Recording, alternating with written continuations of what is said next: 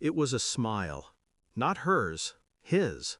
A man I barely knew, standing at the edge of the church reception, raising his glass to her across the crowded hall. A silent toast. A gesture too familiar. My wife's eyes flickered toward him, just for a second, quick enough to pass unnoticed, unless you were me.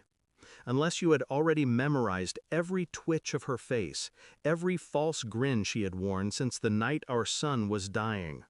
That night, when the hospital called with the number, $76,000, the price of hope. She refused. She said we couldn't afford it. Weeks later, she wrote a check for $180,000 for her sister's wedding. Our son's grave cost less than the flowers on that altar. Now, years later, this man stood across the room, smiling at her like she belonged to him. And something cold slid down my spine. I should have let it go. Pretend it was nothing. Pretend I didn't see what I saw. That's what most men do. But I am not most men. The truth is a quiet infection. It starts with doubt, spreads with silence, and kills you long before it shows. I remembered her words the night she refused. We can't risk our future for a treatment that might not even work. But she risked nothing at all when she buried him. And then she smiled at a man while our boy's name was still carved fresh in stone. She told me later the wedding was an investment in family. She never explained whose family. Now, years later, the man's face gave me the missing piece. His eyes on her. Her tiny, hidden smile. I left the reception quietly. Nobody noticed, not even her. The investigation was not dramatic. It was quiet, clinical. Phone records, bank statements, a DNA test I ordered under the guise of a genealogy kit. All small steps. No questions, no raised voices. She thought I was sleeping next to her, but I wasn't. I was memorizing her late-night messages, the way her lips twitched when her phone buzzed, the way she walked into another room to take a call. I replayed the night in the hospital over and over, her calm refusal, no hesitation, no tears.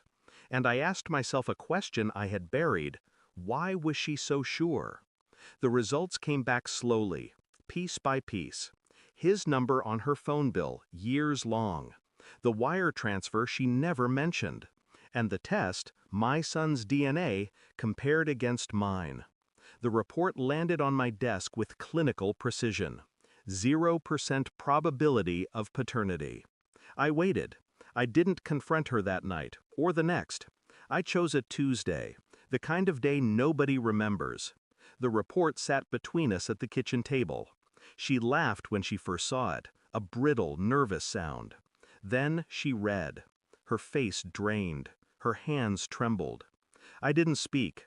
I didn't curse or break dishes. I just watched her, calm, detached.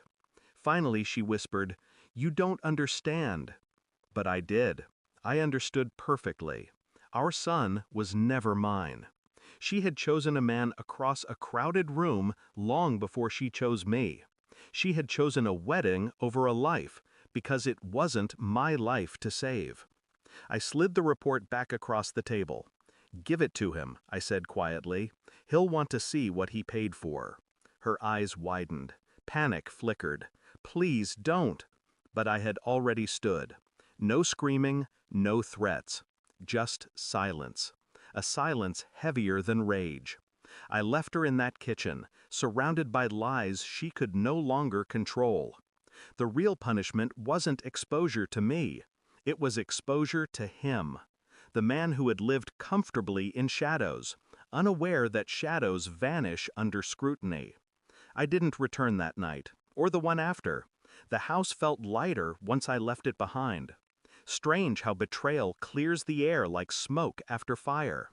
I thought of my son, his face, his last words, the way he reached for me, believing I was his father. In some ways, I was. In the ways that mattered.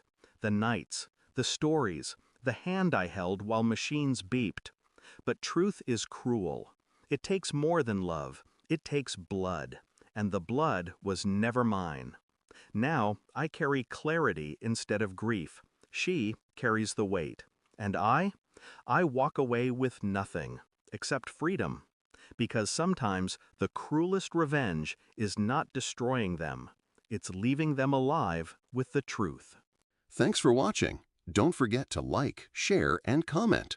Subscribe now to Cheating Stories Insight World for more amazing stories.